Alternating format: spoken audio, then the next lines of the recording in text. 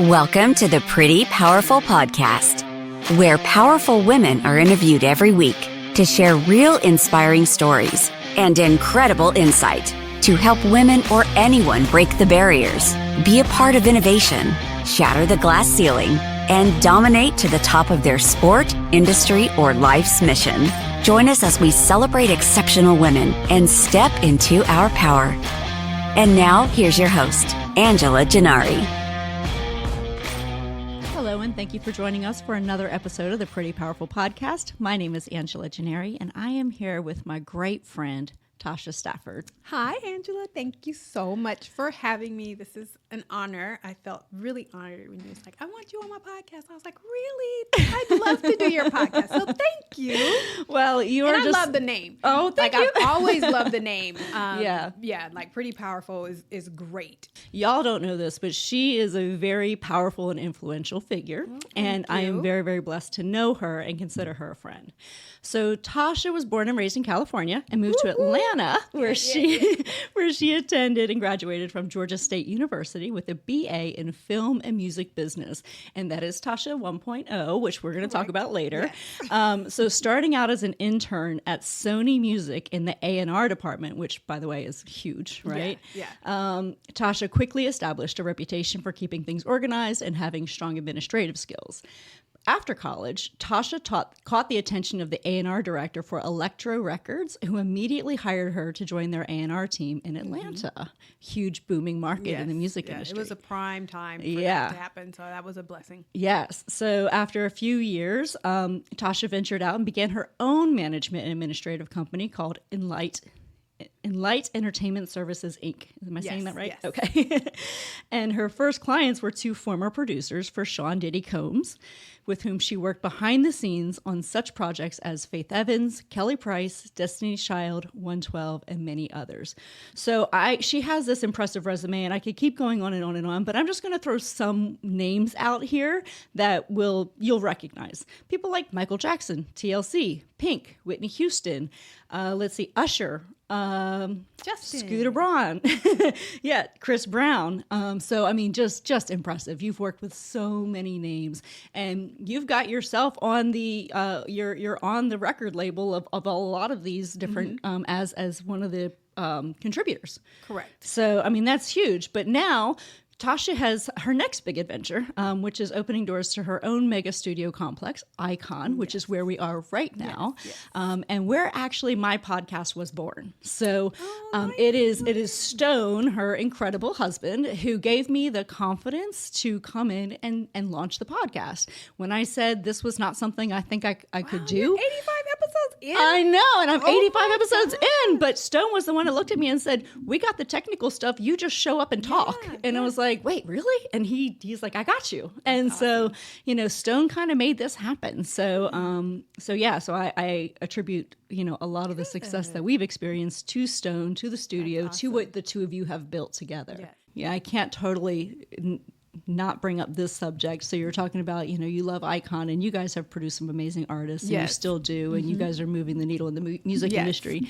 What do you see in the music industry, especially with all the fallout right now of what's going on with Diddy? Right. And, now these other musicians are coming out and saying, yes, we experienced some really bad stuff. And, and do you think there's going to be a major shakeup in the industry? There has been, actually. Has there? Yeah, and this is actually, part of it. Yeah. So I think that, well, one, I've never personally worked with Puffy. Like I did, work with two of the hitmen that were signed to him, very close to them. Sure. But I've never actually met him personally.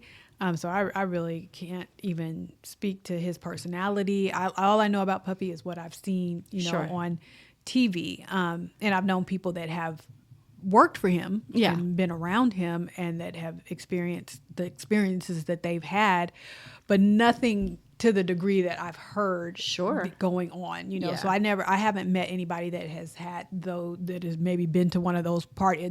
I'm sure I've met people that have been to those parties. Yeah. But nobody's talking about it. Like I'm sure my producers that I'm sure they were there, and I'm sure they had their own fun time, you know, but they've never told me about what was going on there.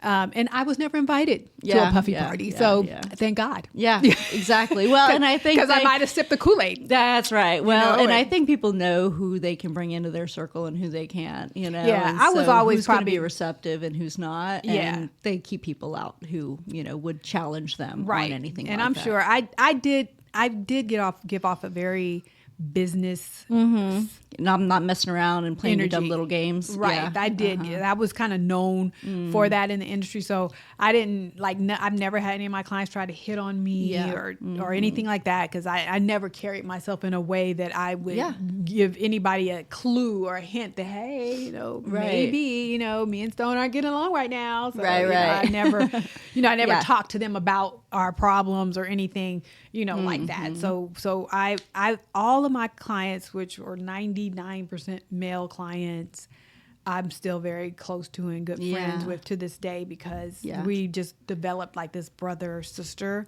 relationship, and I can call on them for anything. So like I have a whole tribe of just great guys, you know, that I can just call upon, you know, when needed. That's awesome. So I really didn't get involved in any of that, you know, and on purpose. Like I pulled myself out of the industry to carve my own path because I didn't like what I was seeing. I didn't want to have to lie. You know, I didn't want to have to cheat. I didn't want to, because that was what was happening. Like early on, I was being told to lie, you know, to do. And I was like, no, I'm not going to lie for you. You know, like I'm not going to mess up my reputation, you know, for you. And so that's when I was like, I can't do this, you know. So that's why I carved my own path. So I think you were really blessed to have Stone too, because you know, coming into this, knowing the two of you are in the industry together, it's an undateable situation. You know what I mean? Like people don't feel like they're going to have the opportunity to come in, right? And they knew I was married. Everybody knew I was married, and most people knew Stone because he worked for Sony, and then he worked for Jermaine, and he was a songwriter. So he had his own, you know, reputation in the business, and then, you know, so they knew we were a couple. Yeah, but you know, that doesn't stop men. No, it doesn't stop people from being stupid. So because the industry is kind of, it's known for the impropriety, you know. Yeah, like and it's kind of known people for do that. sell their souls. Yeah, they do sell their souls to get in this industry, and they don't really understand what's behind the curtain of that. You know what I mean? And they don't understand that once they go down that rabbit hole, there's no coming back, you know, from that. And there's been a few people that have escaped from situations like that. I was actually watching something on Lauryn Hill last night and just understanding her story. And, you know, she started getting more into the space that we're kind of in now, understanding things. And so she was being called crazy and all of this stuff because she was stepping away from, you know, everything that was happening in the industry. And, you know, you see people like Jim Carrey now who is like, you know what, like all of that is not what and even Will Smith just put out a little viral video, you know, saying that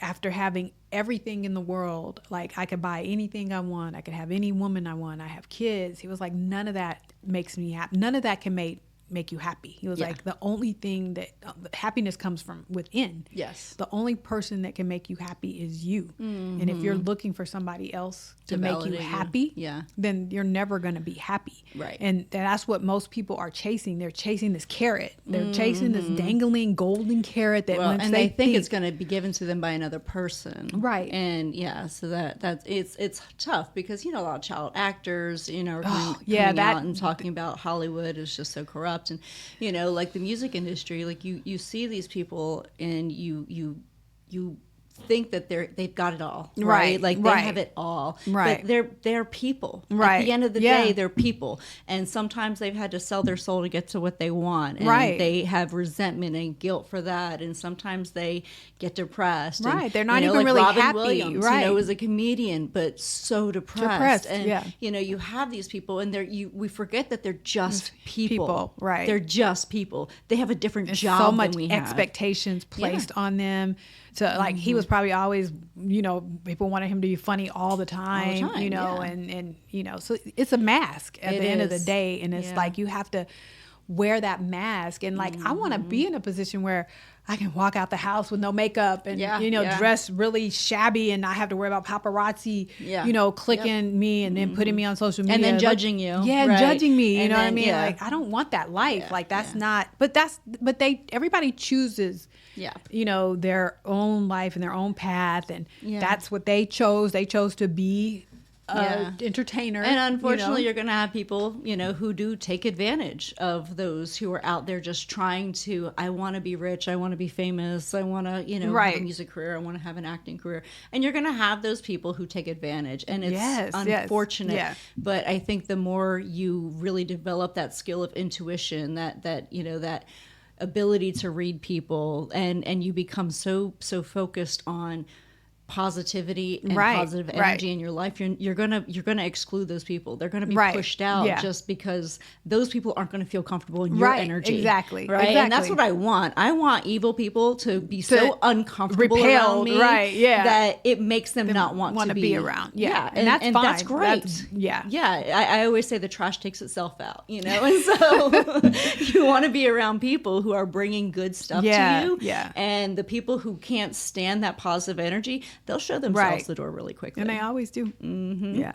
So, well, wow, what an amazing story, Tasha. Well, I am just, I adore you even more than I did before, because I mean, I've always known you were a strong, resilient woman, but, you know, for what you've accomplished, you know, for the journey that you've had, you know, you're so self-aware, which I think is really important, because that self-awareness will get you so much further than all the intelligence, all the connections, all, you know, like if you know what your strengths are, what your weaknesses are, you know, what you bring to the table, you'll always do an amazing, you know, job. So kudos to you for what you've being done. Self-aware is super important. It's super important. And what I found that a lot of people are not self-aware. They're still living life through what I call like this, well, you know, it's the Matrix or whatever, but they're still in that, and they don't really understand, you know, coming out of that and you know, stepping into their power. That's why, again, I like power, pretty powerful. Like it's, you know, J-Lo is getting a lot of slack for the recent little movie thing she just did, but I loved it. I absolutely loved it. I could tell she stepped into her U 2.0 self. She really did the deep diving journey. It's called This Is Me Now. It's really like one long music video. But it's like an hour and 20 minutes, but it literally tells, she basically says, I was on this whole journey for love. That's why I was in all these relationships, these bad relationships, these abusive relationships, you know, and, you know, her love was Ben, you know, it was the one, you know what I mean? But, you know, they had to go through their whole separation and then get back, you know, together. But, you know, she talked about how her part to play in it and her childhood traumas and all that stuff. So I was just like looking at that like, oh my God, like, she got it. Like she's free from that whole music industry matrix thing. You know, she understands now, and it didn't matter if anybody got it. She did that for herself. She paid $20 million, you know, to create that, you know, that whole thing. And then, you know, she has her divine counsel, which she had some amazing, you know, people that are in the Sadhguru. I don't know if you know who he is, but he's a big person in this space. And then she just had a lot of nuggets in there. So if you haven't watched that, I'm going to watch it. I haven't seen it, but I've heard of it, but I haven't seen it. So I've got to ask you some of the questions that I love to ask on this podcast, because I think they're very revealing. So who inspires you? That's a good question. These days, I really was that person that didn't really have a mentor Yeah. or any, like, I'd love to say, oh, it was my mom or my dad or Sure, my yeah. sister, but honestly, I didn't even have any one person inspiring me. I pretty Yeah. much just got inspired by different people at different times along my journey. Like right now, one of the big people that I'm inspired by is Joe Dispenza. Mm-hmm. He's kind of in this whole space, and he literally talks about how to create your own reality. And this is his whole mission. And he does these meditation retreats where he, heals people, where people get healed by group therapy. Like, when you have a bunch of people with a set intention to heal like this person of this disease, these people walk out, healed because they understand how to direct energy and how to use energy. And, if you can come to earth and understand and learn how to manipulate energy, then you got the key to like how to create, you know what I mean? And that's what it's all about is manipulating energy, for the betterment of mankind, really, not all for yourself. And it's all about me. Because the other thing that I'm learning in this space now too is material things are becoming less and less important to me. Yeah. You know what I mean? Like they're coming less, I just want to purge my whole house. I just want to get rid of stuff because I was holding on to stuff, and that's control and it's fear. Like it's all rooted in control and fear. And the fear is, I'm going to need this one day. It's been 20 years. I haven't used it, but one day I'm going to use this old pot. You know what I mean? It's soup funny that bowl, you say that what I mean? because I, when I'm trying to motivate myself to go clean my house and do yard work on a Saturday, I watch Hoarders, and so I'm like, yes, my house is not like good, this, right? But Right. Listen, I still need to go mow the grass before I end up finding a car in it somewhere.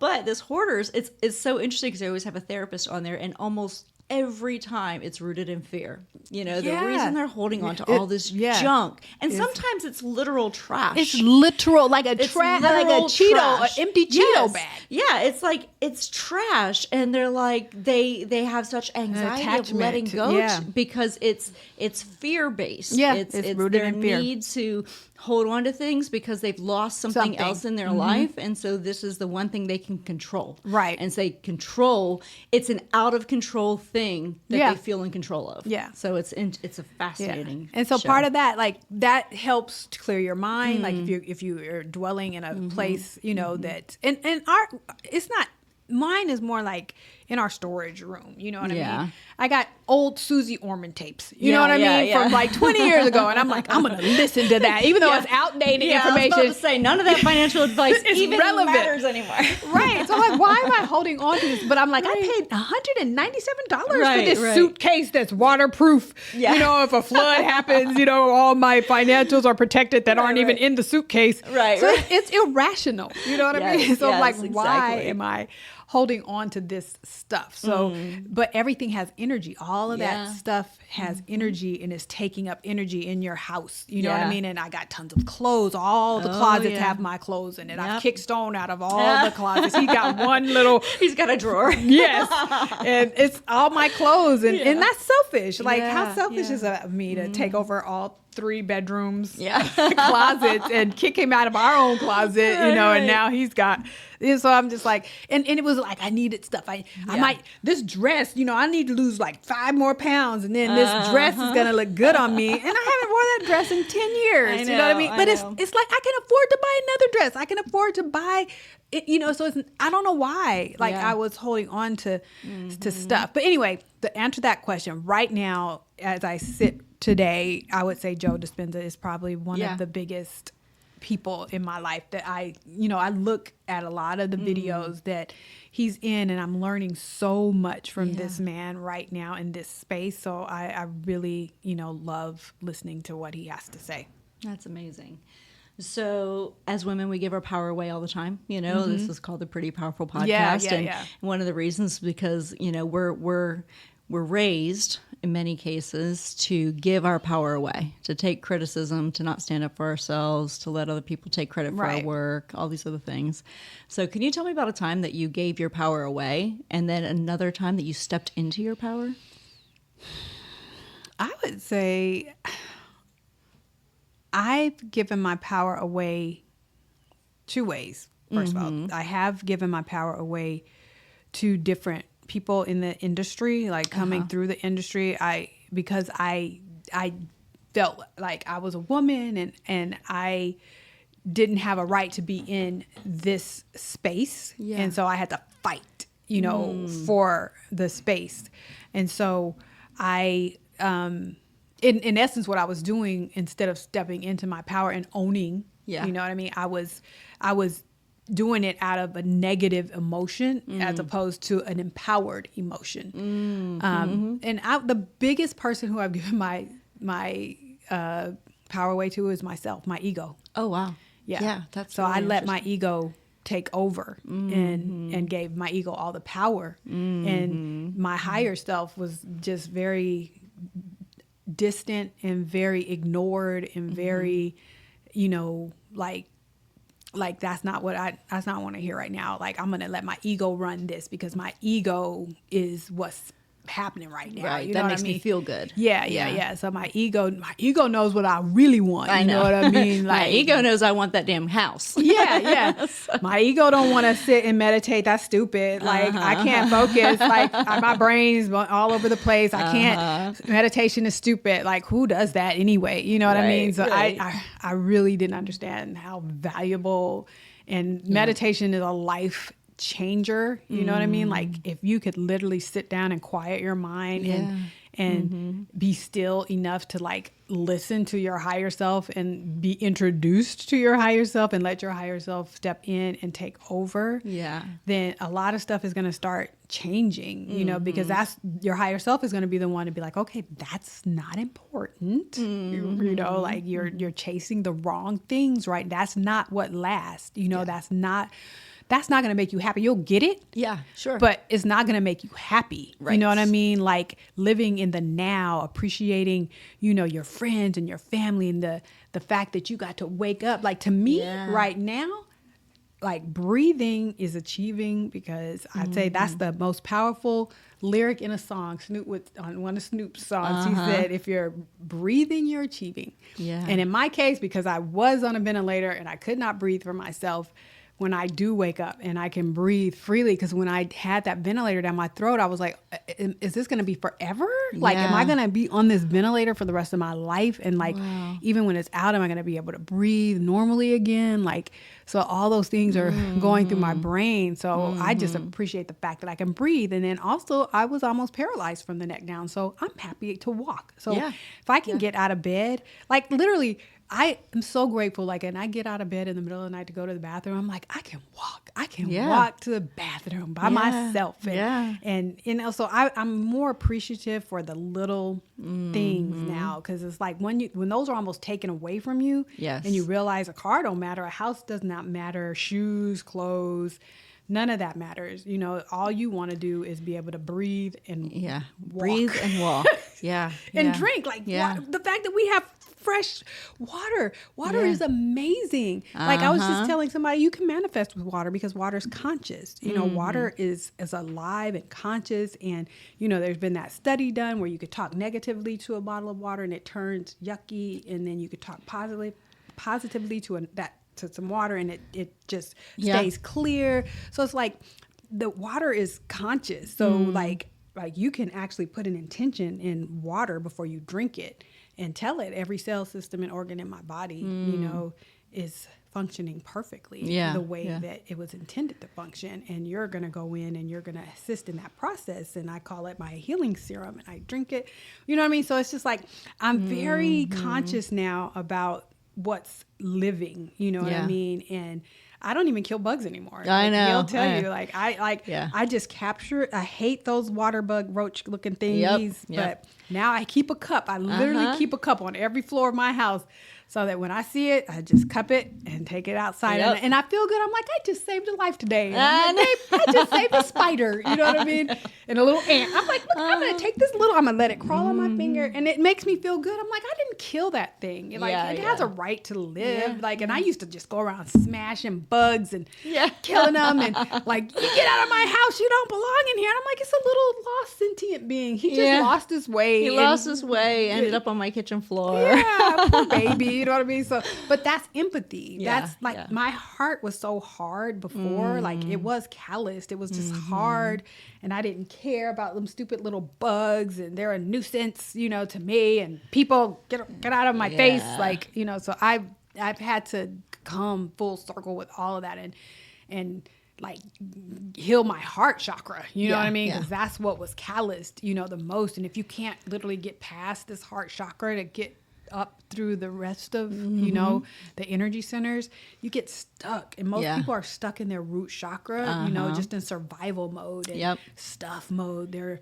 just stuck there, and they'll be there for the rest of their life because they don't even understand they don't even understand that their energy at the core. They don't even understand that when you die, your consciousness is still going to be here. It's going to, you know, it'll go wherever, but you don't die. You know what I mean? So like, you know, once you kind of understand that you have to work through these energy centers and, you know, to get through your crown chakra, and like that journey is fun and like, well, and that's why meditation is so important, because it gives you the ability to feel those things, right? Like you can feel that energy healing. So would you say Tasha 2.0 is the you stepping into your power? Exactly. Yeah. It is. So Tasha 2.0 is the enlightened. Yes, it's the enlightened.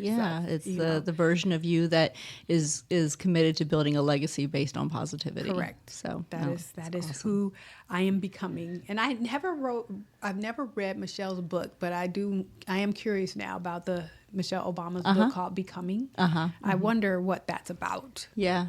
Have you ever read it? I have not read it yet.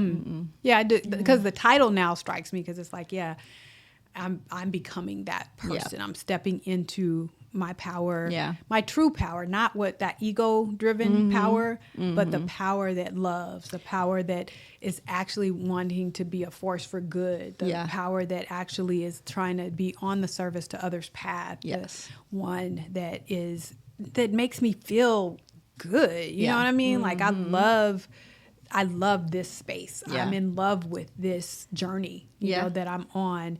And I appreciate all the experiences I had. I don't regret them. I don't regret that's exactly any of them. right. Because, you know, they say that God or the universe or whatever you believe in, you'll continue to learn lessons. Well, you'll continue to get lessons presented to you until you learn it, right? So our soul's journey, right, in this lifetime is to learn certain things, right? And we're constantly evolving. And so as we're constantly evolving, if we're not learning lessons, we're going to have to relive it over and over and over again. And it's not until you say, okay, I'm done with this. Okay, I get it. Stop sending me the same lesson. And that's it. I was on a roller coaster or just a merry-go-round, really. I was just going around in a circle, you know, kept hitting the same stumbling blocks. And I was like, mine was health issues. I was like, I'm over that. Like, I don't want to have to deal with any more health issues. I'm done. That version of me is done. I've learned my lesson. My lesson was to learn unconditional love and how to become that.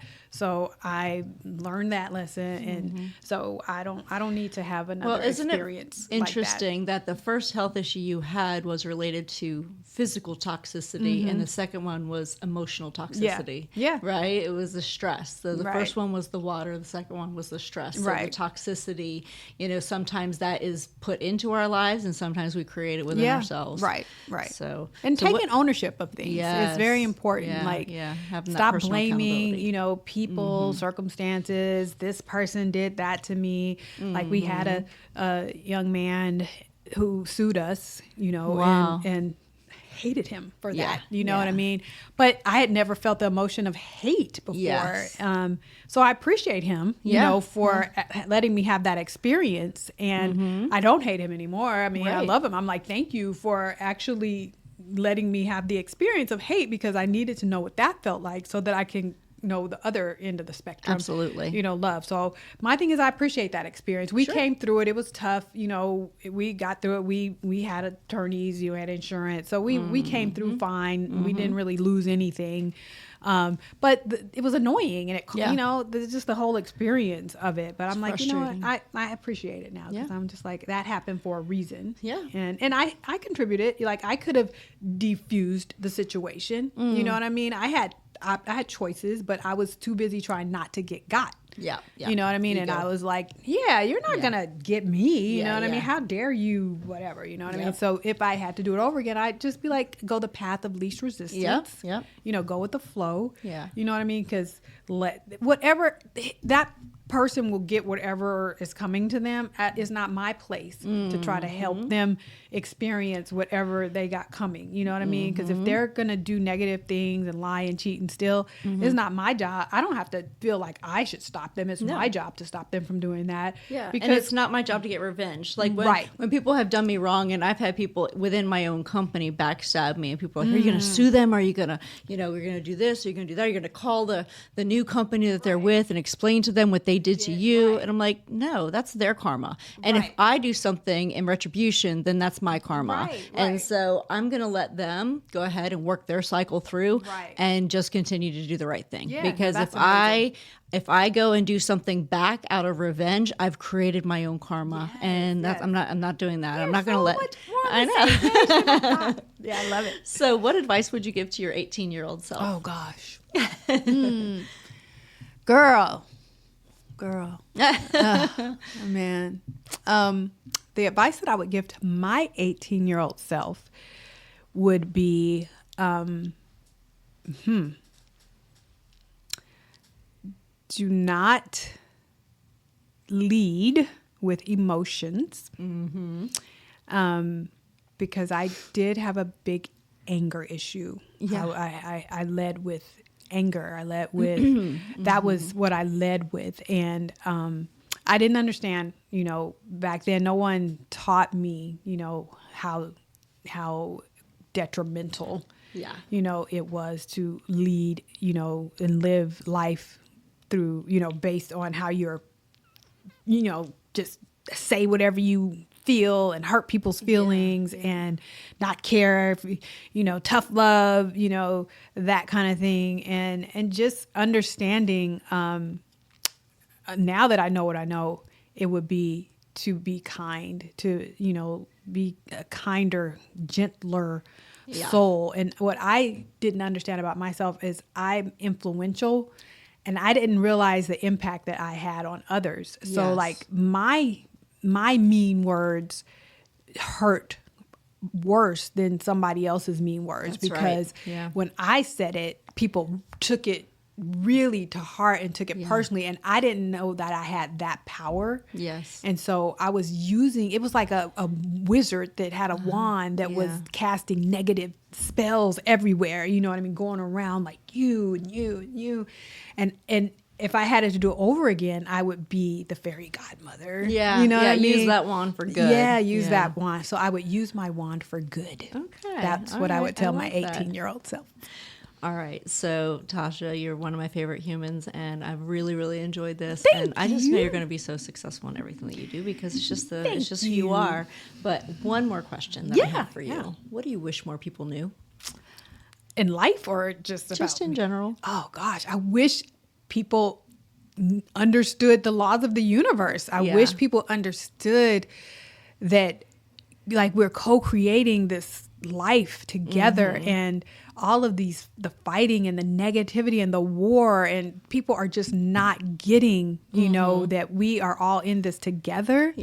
And that our job is to elevate the consciousness of the planet, you know, and to raise the consciousness of the planet. And we can do that together. Is that happening society yet? I think it's starting to. I do think more people are becoming conscious of this space. And I do believe more people are becoming conscious and pulling back, you know, from like watching the news and being so caught up in the negativity of the thing that I'm really concerned about is the politics. I am concerned about America and the implosion of the political system. And like, I'm appalled right now that the candidates that we have, I'm just kind of like, is that it? That's it. We're America. That's where you found them. This is the best that America can do. And that is blowing my mind. I'm just like, what in the world is happening right now? Like, why we are supposed to be the most powerful nation in the world, and the best candidates we have are pushing 80 years old. You know?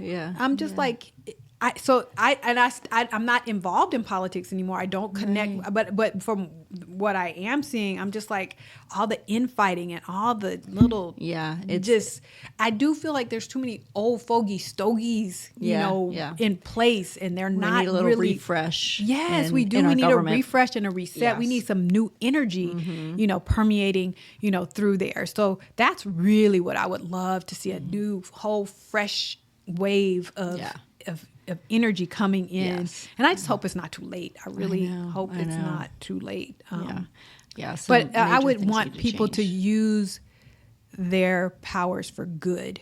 Because we all have powers, and you can choose the negative end of the spectrum or the positive end of the spectrum.